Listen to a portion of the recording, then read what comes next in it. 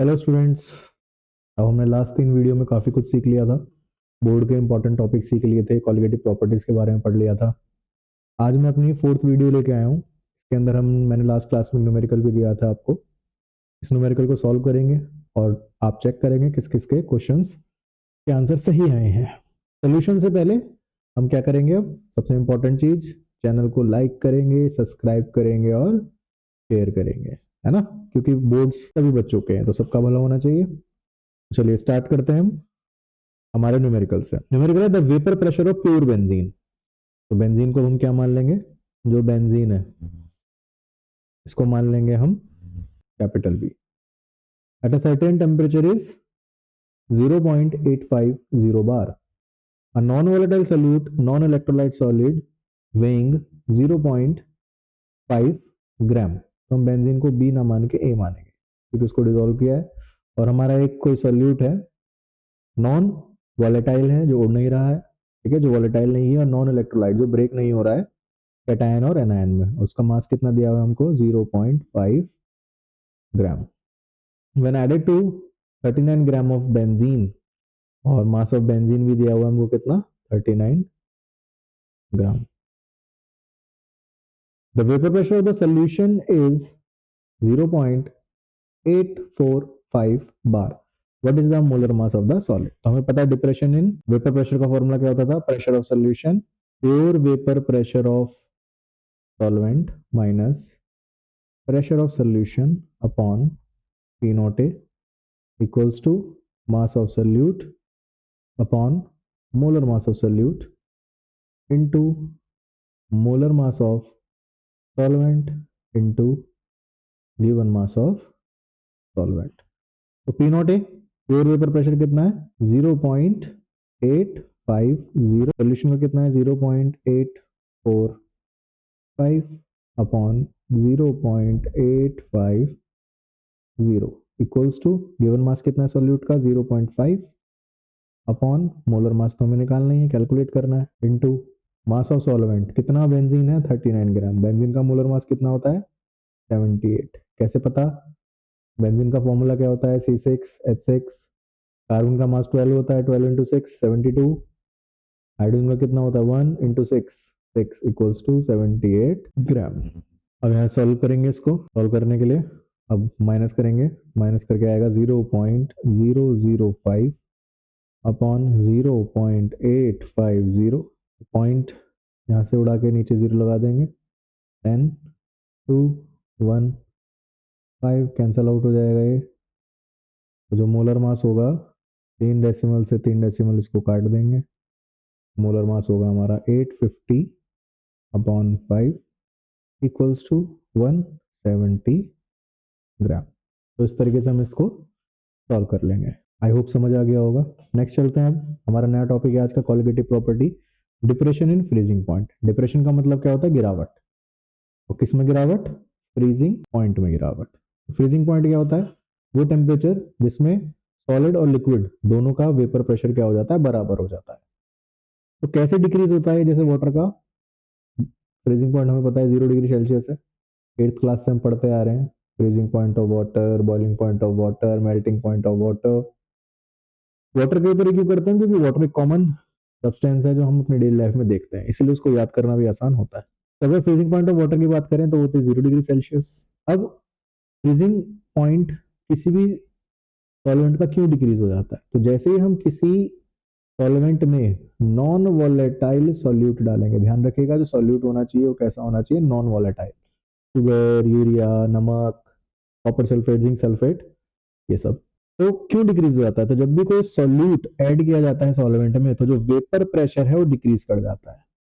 तो पहला रीजन क्या है, वेपर प्रेशर डिक्रीज कर जाता है। असर्शन रीजनिंग के लिए बहुत इंपॉर्टेंट है, ध्यान से देखेंगे। Freezing occurs when the vapor pressure of the liquid equals to the vapor pressure of the solid phase।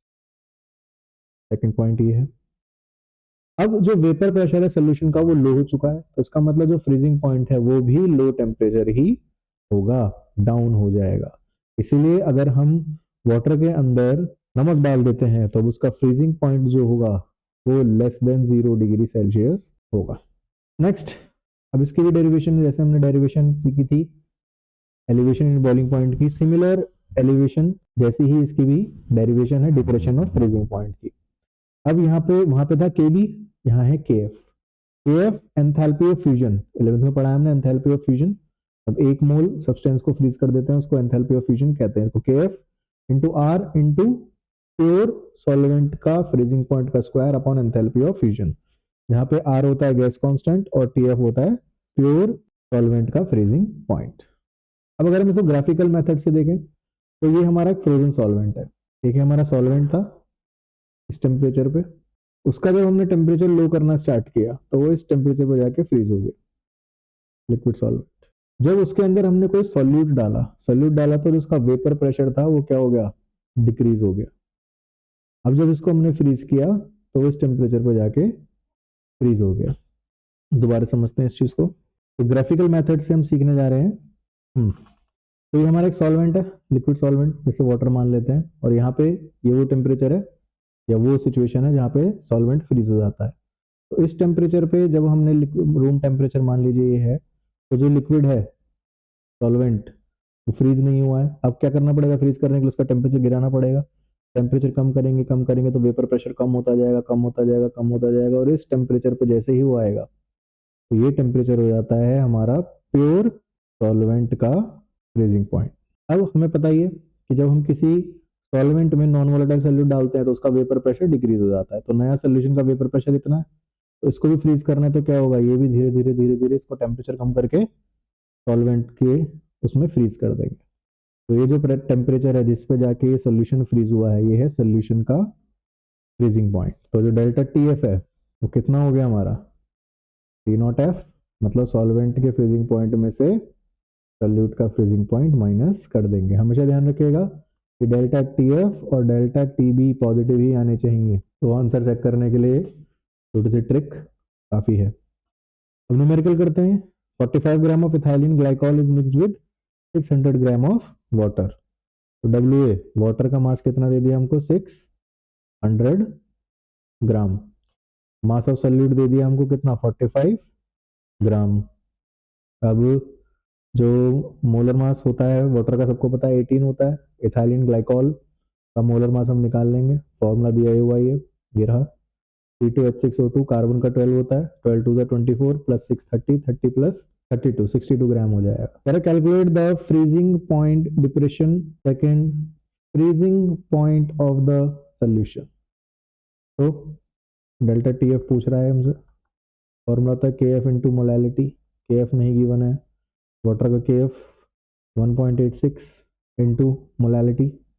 Molality given mass of solute upon molar mass of solute into mass of solvent, क्योंकि ग्राम में है तो 1000 से multiply करेंगे, point से point काट देंगे, solve कर लेंगे, आपका डेल्टा टी एफ आ जाएगा।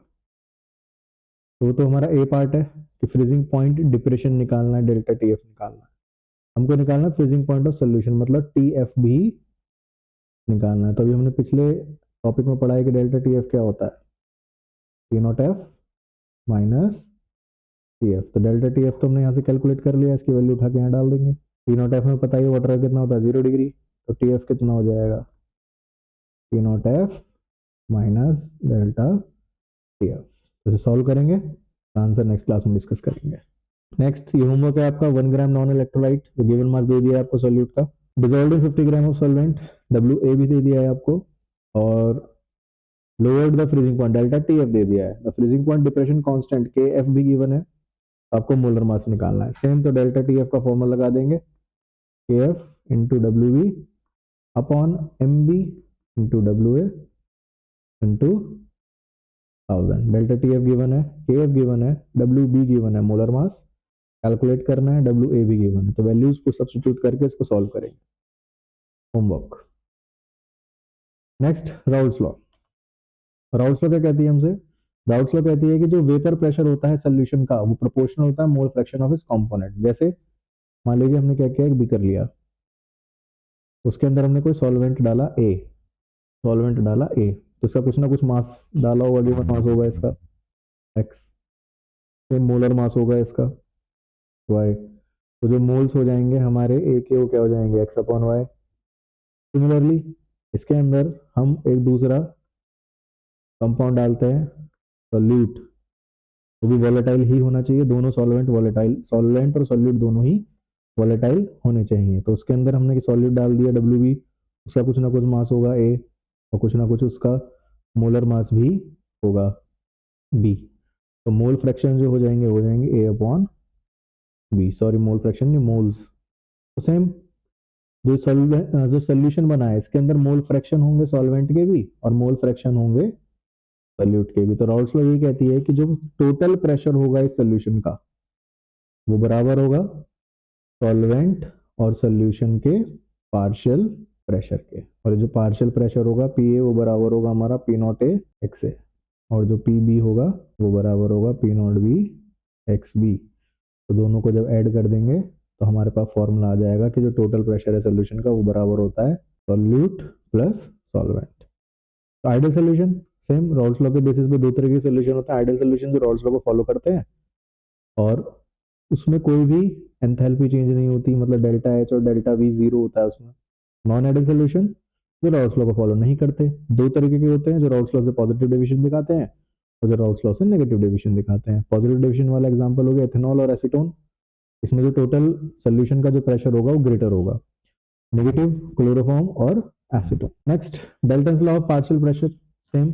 This law states that the total pressure of the mixture of gases is the sum of partial pressure of individual gases। ये हमने 10th में भी पढ़ा है, सॉरी 11th में पढ़ा है हमने स्टेट ऑफ मैटर में। रिगार्डलेस ऑफ पार्शियल प्रेशर होती है वो कहती है हमसे कि कोई भी एक हमारे पास चेंबर है उसके अंदर जितनी भी गैसेज हैं उन सबके प्रेशर को ऐड कर दो तो पूरे चेंबर के टोटल प्रेशर हमको मिल जाएगा। अब ये Dalton's law of partial pressure क्या हुआ आइडियल सोल्यूशन का ग्राफ है। तो अब जैसे इस एक्सिस पे हमने मोल फ्रैक्शन जो है फर्स्ट का 1 लिया है और 2 का 0 लिया है, तो मतलब इस एक्सिस पे केवल फर्स्ट का ही प्रेशर होगा। सेम इस एक्सिस पे अगर हम आए सेकंड एक्सिस पे, यहाँ पे 1 0 है और जो x2 है वो 1 है, तो इसका मतलब इस एक्सिस पे केवल पार्शियल प्रेशर होगा 2 का। तो जैसे जैसे हम 1 से 0 की तरफ जाएंगे, मतलब मोल फ्रैक्शन जो है सॉल्वेंट के वो 1 से 0 हो जाएंगे, तो उसका प्रेशर भी क्या हो जाएगा P1 से 0 की तरफ आ जाएगा। अब अगर हम सेकंड का 2 से 1 की तरफ जाएंगे, मतलब मोल फ्रैक्शन बढ़ेगा तो उसका प्रेशर भी बढ़ेगा। तो ये जो डॉटेड ग्राफ है ये वाला, ये हमको सॉल्वेंट के बारे में बताता है, और ये वाला जो है ये हमको सॉल्यूट के बारे में बताता है। और P1 से ये वाला जो ग्राफ है ये हमको बताता है किसके बारे में, सोल्यूशन के बारे में। तो जैसे जैसे मोल फ्रैक्शन बढ़ेगा, ये ग्राफ में बताता है कि जैसे जैसे मोल फ्रैक्शन बढ़ेगा 0 से 1 की ओर जाएगा, वैसे वैसे उसका जो प्रेशर है वो भी इंक्रीज करेगा। तो होप आज की वीडियो में आपने ये सब अच्छे से समझ लिया हो, तो इसे रिवाइज करेंगे और नेक्स्ट वीडियो में मिलते हैं आपसे। तब तक लाइक, सब्सक्राइब एंड शेयर।